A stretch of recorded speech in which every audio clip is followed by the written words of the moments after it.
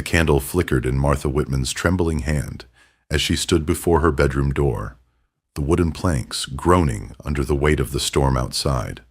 On the other side, James McAllister waited, hat in his weathered hands, snow melting from his dark hair, those brown eyes holding promises that could damn them both. 3 years she'd worn widow's black. 3 years of whispered prayers and careful propriety in the small Wyoming town of Medicine Bow. But tonight, with the blizzard howling like the devil himself, propriety felt as distant as her dead husband's cold embrace. Jamie's voice came through the door, rough as prairie wind. "Martha, I can sleep in the barn. Just say the word." She pressed her forehead against the wood, feeling the heat radiating from the other side. The whole town would know by morning. Sheriff Dawson would have his excuse. The Methodist ladies would have their scandal. And she would have this one night to remember when winter came again to her heart. Her hand moved to the latch. One twist, and 20 years of being the perfect widow would crumble like autumn leaves. 2 months earlier, Medicine Bow looked like every other railroad town carved from Wyoming dirt and desperate dreams. Martha stood behind the counter of her general store, tallying accounts with the precision of a woman who'd learned that numbers never lied, never left, never broke promises in the dark. The bell above her door chimed, and she looked up to see him, 6 feet of trouble in a worn leather coat, spurs singing against her wooden floor. James McAllister moved like water over stone, fluid and inevitable, those broad shoulders filling her doorway like he'd been measured for it. "Ma'am." He touched his hat brim, and Martha felt something she hadn't felt in 3 years, the flutter of butterfly wings low in her belly. "Heard you might know about land for sale in these parts." She watched his hands as he spoke. Strong hands, clean, despite the calluses. Hands that looked like they could gentle a wild horse. Or a woman who'd forgotten she was more than just a widow, in black wool. "The Wilson Ranch has parcels," she heard herself say, her voice steadier than she felt. 160 acres, good water rights. When their eyes met, Martha saw something that made her breath catch. Not the hungry look of men who saw her as fresh game to hunt, but something deeper. Recognition, maybe. Like he was seeing past the severe bun and buttoned collar to the woman she'd buried beneath 3 years of grief. That Sunday, he appeared in the back pew of the Methodist church, hat respectfully removed, head bowed during Reverend Robinson's sermon about temptation and the narrow path. But when the congregation rose for Amazing Grace, Martha felt his gaze on her, like warm honey, and she nearly forgot the words she'd sung 1,000 times. Amazing Grace, how sweet the sound. The irony wasn't lost on her. Amazing Grace indeed, and looking directly at her from 20 feet away. After service, as Martha lingered to arrange flowers on the altar, she heard his boots approach.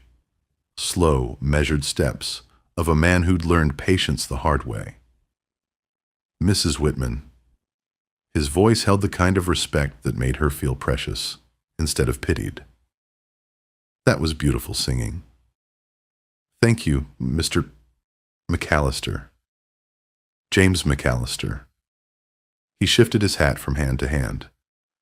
"I was wondering, well, it's presumptuous, but would you happen to know where a man might get a decent Sunday meal?" "The boarding house is terrible," Martha finished, surprising herself with a smile. "Mrs. Patterson means well, but she could burn water." The invitation slipped out before propriety could stop it. "I always cook too much for just myself." And so began the slow, sweet dance of 2 hearts learning to trust again. In Martha's small kitchen, Jamie spoke of his mother's apple pie and the seminary he'd left to follow cattle trails. She told him about her husband, good man, but never one for conversation, and the silence that had grown so heavy in her house, she sometimes spoke to her reflection just to hear a voice. "Loneliness is a peculiar thing," Jamie observed, helping her clear dishes while his sleeves rolled back to reveal strong forearms. "It can make you forget you're still alive." When their hands touched reaching for the same plate, neither pulled away immediately. The contact lasted 3 heartbeats, long enough for Martha to remember she had a pulse. October brought rumors on every prairie wind. Martha felt them in the way conversations stopped when she entered Tompkins's mercantile, in the lingering stares during Sunday service, in Sheriff Dawson's increasingly frequent visits to her store. "Mighty friendly with that drifter, aren't you, Martha?" Dawson's badge caught the lamplight as he leaned against her counter. Too close, too familiar. "Man's got no roots here. No ties. Makes a person wonder what his intentions are." Martha's spine stiffened. She'd been handling men like Dawson since she was 16. "Mr. McAllister is a customer, Sheriff." "Nothing more." But even as she said it, she could feel the lie burning her tongue. Jamie was becoming much, much more, and the whole town could see it in the way she'd started wearing blue instead of black, in how her hair had begun to escape its severe bun in soft tendrils that caught the light. The afternoon, everything changed, started with rain. Martha was visiting her husband's grave, a weekly ritual that felt more like duty than devotion, when the storm broke, sudden and vicious. She clutched her shawl, rushing toward the abandoned line shack near the cemetery, when she saw him. Jamie emerged from the downpour like something from a fever dream, his shirt plastered to his chest, dark hair dripping. Without a word, he shrugged out of his coat and wrapped it around her shoulders, the warmth of his body still clinging to the leather. They stood in that tiny shack, rain drumming the roof like a desperate heartbeat, neither speaking. Martha could smell him, leather and soap, and something indefinably masculine that made her pulse quicken. When she looked up, his brown eyes held a question that made her knees weak. "Martha." Her name on his lips was a prayer and a curse. "I should go." "Should you?" The question escaped before she could stop it. His hand rose slowly, fingers tracing her cheek with the reverence of a man touching something sacred. "You're the most beautiful woman I've ever seen." "I'm 42 years old," she whispered, but didn't pull away. "And I'm 28. And absolutely, completely lost when I look at you." The kiss that followed was gentle as spring rain, desperate as drought breakers. Martha's hands fisted in his wet shirt, pulling him closer, tasting 3 years of loneliness on his lips. When they broke apart, both were breathing hard, and Martha realized she was crying. "This is madness," she breathed. "Then I'm a madman," Jamie replied, pressing his forehead against hers. "Because I'm falling in love with you, Martha Whitman, and I don't give a damn what this town thinks about it." But the town thought plenty. Within a week, the Methodist Ladies' Auxiliary was meeting in urgent session. Sales at Martha's store dropped by half. Children were hurried past her house with hushed warnings about improper behavior. The pressure built like steam in a kettle until the night Sheriff Dawson cornered Jamie outside the saloon with 3 of his friends and a bellyful of whiskey. "Time you moved on, McAllister," Dawson drawled, hand resting on his gun. Medicine bows got enough problems without drifters sniffing around decent widows. Jamie's response was quiet, calm, and dangerous as a coiled rattlesnake. "I bought land here, fair and square. Got papers to prove it. As for Mrs. Whitman, she's a grown woman who can make her own choices." "Not while I'm sheriff. She can't." The standoff lasted 10 heartbeats before Jamie tipped his hat and walked away. But Martha, watching from her store window, saw the fury in the rigid line of his shoulders, the promise of violence in his measured steps. That night, she made a decision that would haunt her dreams, or fulfill them. The blizzard hit Medicine Bow like God's own judgment, turning the world white and wild and dangerous. Martha was banking her fire for the night when she heard the desperate knocking at her door. She opened it to find Jamie, snow-caked and shivering, leading his injured horse. "I'm sorry," he said through chattering teeth. "Duke stepped in a gopher hole. Can't make it to the boarding house." Martha didn't hesitate. "Bring him to the lean-to. I'll get blankets." As she watched Jamie tend his horse with gentle competence, Martha felt something shift inside her chest. A door she'd kept locked, creaking open. This man who'd ridden into her ordered world was more than just a disruption. He was the salvation she hadn't known she needed. Inside, she poured coffee with hands that shook only slightly. Jamie sat by her fireplace, steam rising from his damp clothes. And Martha found herself studying the strong line of his jaw, the way firelight caught in his dark hair. "I should probably go," he said, though neither of them moved to make it happen. "In this storm, you'd freeze before you reached the street." The unspoken truth hung between them like smoke from the fire. If he stayed, there would be no hiding it from the town. If he left, he might not survive the night. "Martha," her name was rough in his throat. "If I stay—" "I know." She moved closer, drawn by invisible threads. "I've been thinking about what you said, about not caring what the town thinks." "And?" She reached up, fingering the top button of her high-neck dress. "I've been thinking you might be right." The first button came undone with a soft pop. Then the second. Jamie's eyes followed her movements like a man starving watches bread being broken. "Martha." His voice held warning and want in equal measure. 3 years, she whispered, another button yielding. 3 years of being the perfect widow. "Do you know what that means, Jamie?" He shook his head, transfixed. "It means I haven't been touched. Not tenderly. Not like a woman instead of a duty."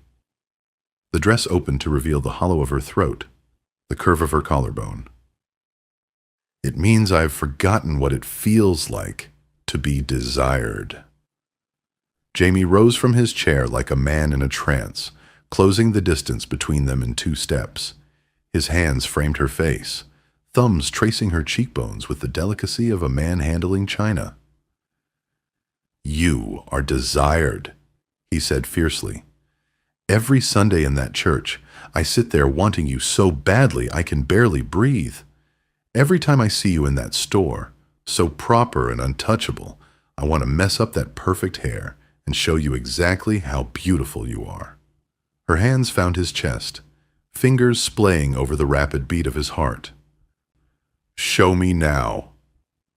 The kiss that followed was nothing like their gentle first embrace.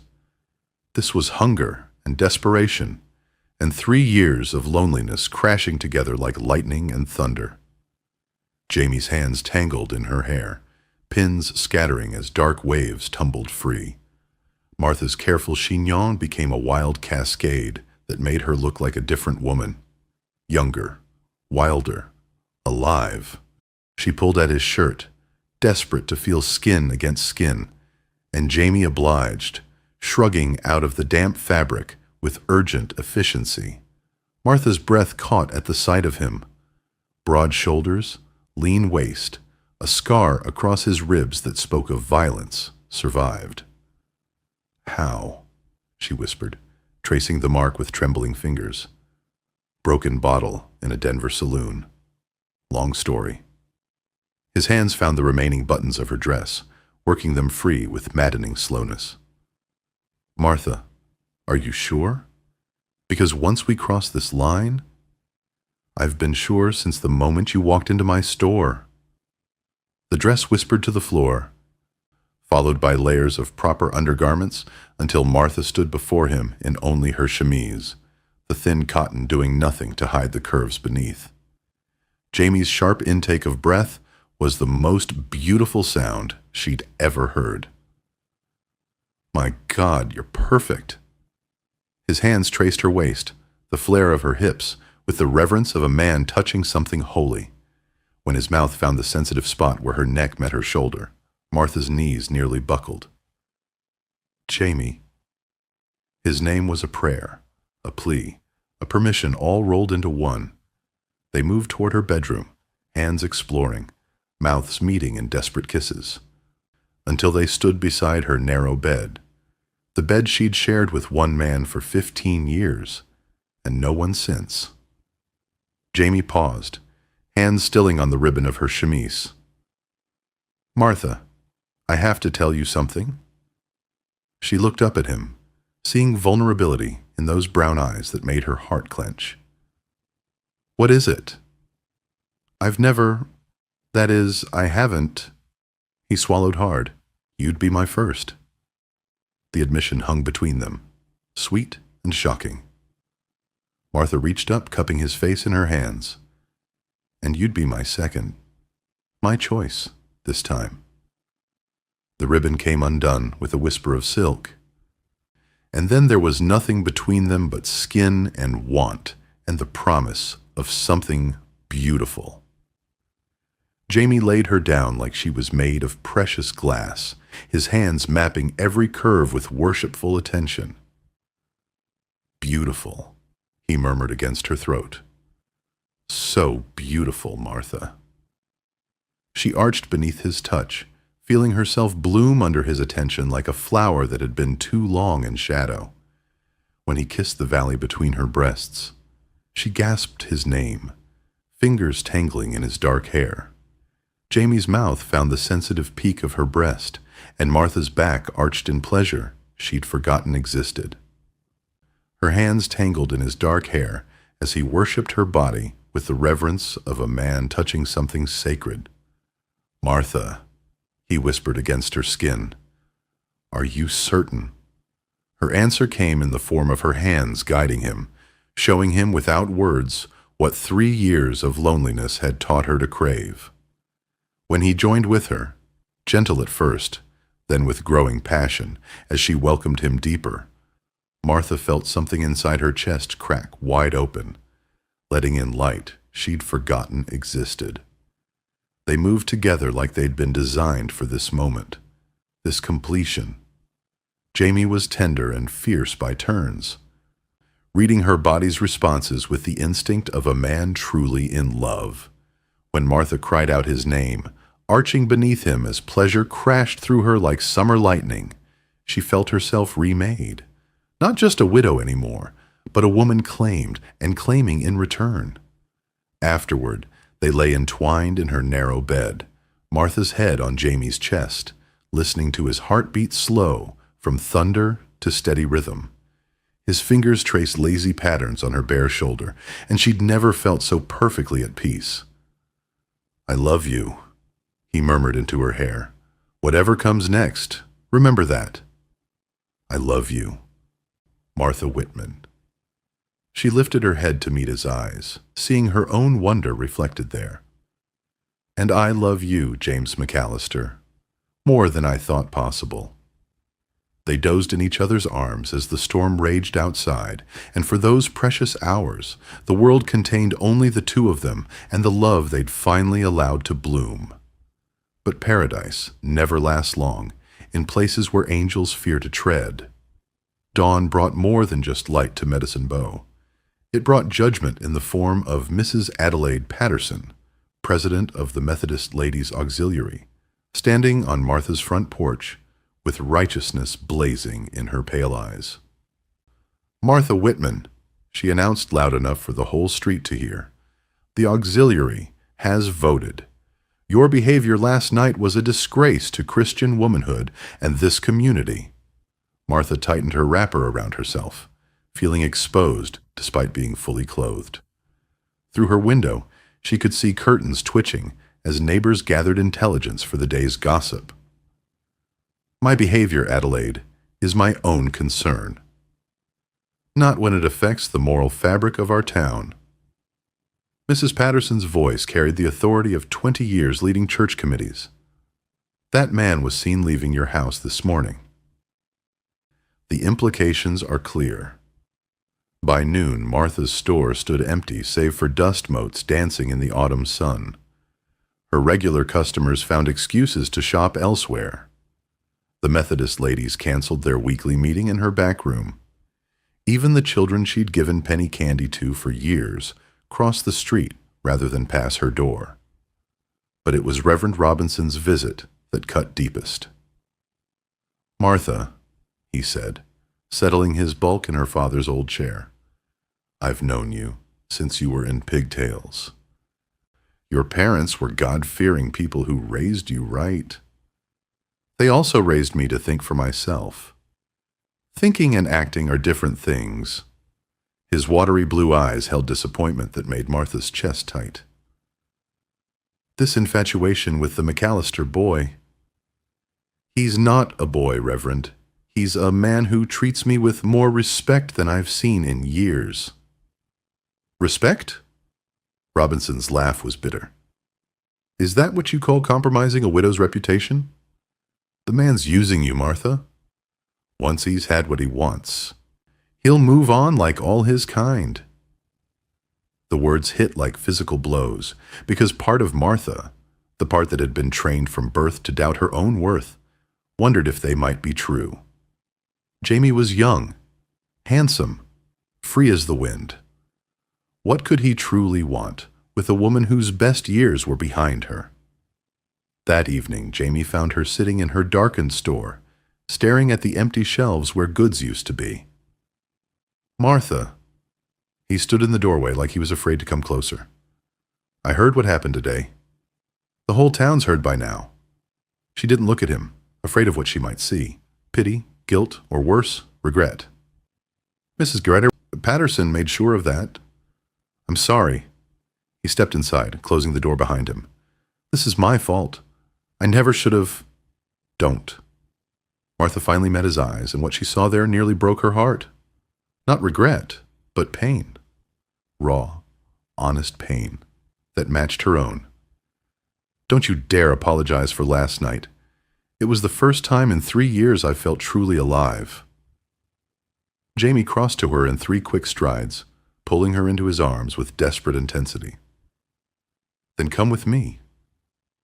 "What?" "I bought the Morrison place outside town. It needs work, but it's ours if we want it. We could start over, away from all this." His hands framed her face, thumbs wiping away tears she hadn't realized she'd shed. "Marry me, Martha. Today, tomorrow, whenever you'll have me."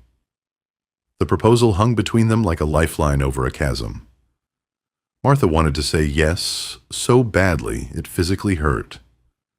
But before she could speak, Sheriff Dawson's voice cut through the darkness. "Well, well, the drifter's back at his favorite hunting ground." Dawson stepped from the shadows where he'd been watching, hand resting on his gun. Behind him, 3 of his cronies spread out to block the exits. "Evening, Sheriff." Jamie's voice went flat, dangerous. "Little late for a social call. Never too late to protect the decent women of this town from wolves in sheep's clothing." Dawson's smile was all teeth and malice. "See, I've been asking around about you, McAllister. Turns out you left quite a trail through Colorado and Montana." Martha felt Jamie's body go rigid against hers. "What are you getting at, Dawson?" "Just that a man who's been run out of 3 towns for similar behavior might not be the settling down type." Dawson pulled a folded paper from his coat. "Got a telegram from Sheriff Morrison up in Billings. Seems there was a married woman there, too. Things got ugly when her husband found out." "That's a lie." Jamie's voice was deadly quiet. "Is it? Then why'd you leave so sudden-like? And why's that husband still carrying scars from where you cut him?" Martha's world tilted on its axis. The scar on Jamie's ribs, his talk of violence, survived. Had she been wrong about everything? "Jamie," She searched his face for denial, for explanation, for anything that would make this nightmare stop. "Martha, it's not what he's making it sound like." Jamie's eyes were desperate, pleading. Sarah Morrison was being beaten nearly to death by her husband. I helped her get away. That's all. When he came after us with a knife— "Very touching," Dawson interrupted. "Point is, you're trouble, McAllister. And Medicine Bow's got enough problems without importing more." The sheriff's hand moved to his gun butt, and Martha saw how this would end. Violence in her store, blood on her floors, and Jamie dead or driven away forever. "Stop." The word came out stronger than she felt. "All of you, stop." She stepped between the men, feeling like she was standing on the edge of a cliff with wind at her back. "Sheriff, I appreciate your concern, but it's misplaced. Mr. McAllister has been nothing but a gentleman." "Martha," Jamie started. "No." She held up a hand without turning around. "This ends here. All of it." She faced Dawson with every ounce of dignity her mother had drilled into her. "You want to protect this town's morals? Fine, I'll make it easy for you." Martha walked to her cash register, pulling out the key to her store. She set it on the counter with a sharp clink that seemed to echo like gunshots. "I'm leaving Medicine Bow. Tonight. There's nothing keeping me here anymore." "Martha, no." Jamie's voice cracked like a whip. "The building's paid for," she continued, ignoring the pain in his voice. "Consider it a donation to the Methodist ladies. They can turn it into their new meeting hall." She turned to Jamie, memorizing his face, the strong jaw, the gentle eyes, the mouth that had kissed her back to life. "Thank you for reminding me that I'm more than just a widow in black. That was a gift I'll treasure always." Before he could respond, before Dawson could object, before she could lose her nerve, Martha walked toward the back of her store, where her living quarters waited. She had packing to do and a train to catch. Behind her, she heard Jamie's voice, raw with desperation. "Martha, please, don't let them win." She paused at her doorway, hand on the frame. "They're not winning." "Jamie, I am. For the first time in my life, I'm choosing my own path." The door closed behind her with quiet finality, leaving the men to sort out their differences while she sorted out her future. 6 months later, Martha stood in the doorway of her new dress shop in Cheyenne, watching the bustle of Wyoming's capital city flow past her windows. She'd built something here, a business, a reputation, a life that belonged entirely to her. The Methodist ladies of Cheyenne welcomed her skills with needle and thread without question.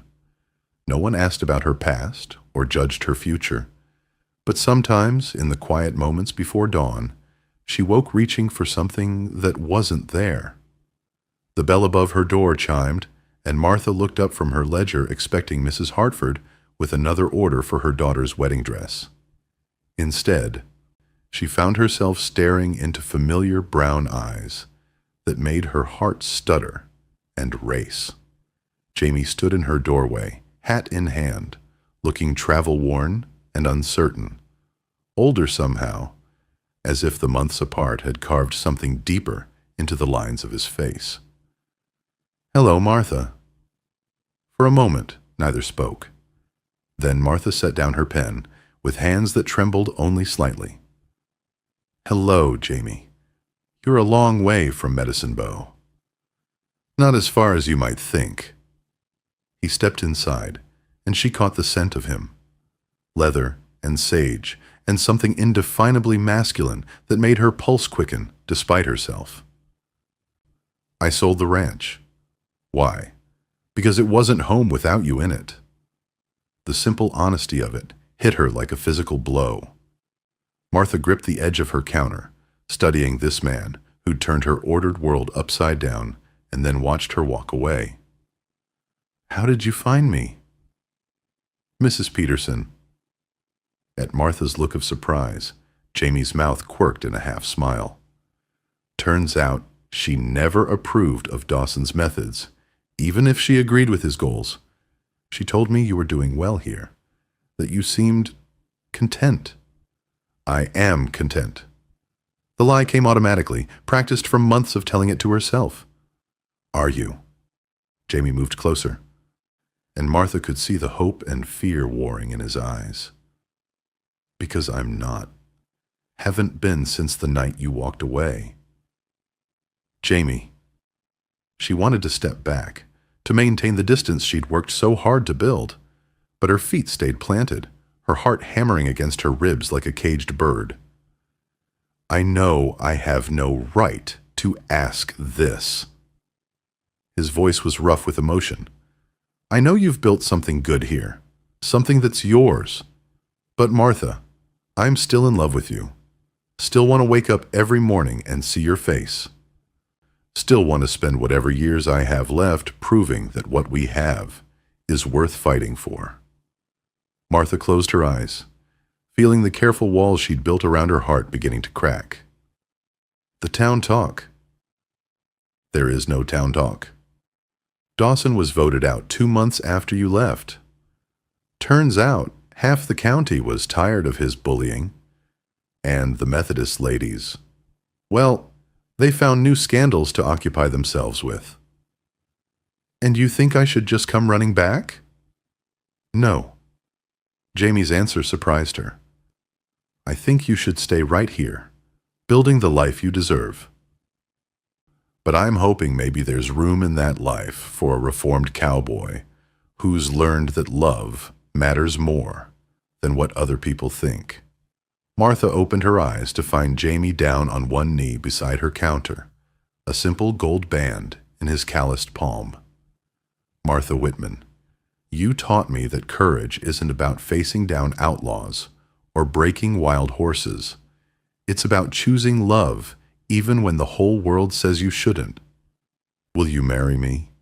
Will you let me spend the rest of my life showing you exactly how precious you are?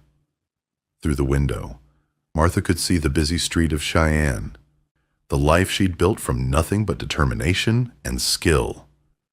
A good life. A safe life. A life where she answered to no one but herself. But in Jamie's eyes, she saw something even more precious. A future where she wouldn't have to choose between safety and love. Where she could have both on her own terms, in her own time. Martha reached for the ring, her fingers brushing his as she took it. Ask me again in a year. Jamie's face fell, but Martha wasn't finished. Give me a year to be sure this is what I want, not just what I'm running toward or away from.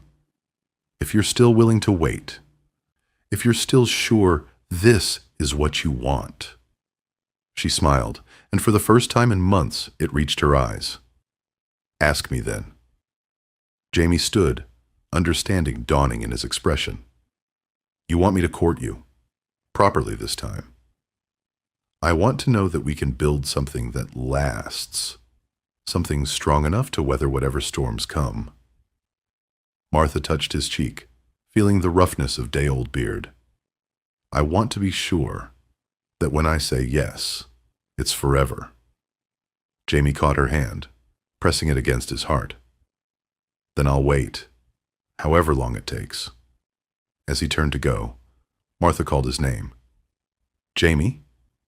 There's a boarding house 2 blocks down. Mrs. Chen makes excellent apple pie. His smile was like sunrise after the longest winter. I'll keep that in mind.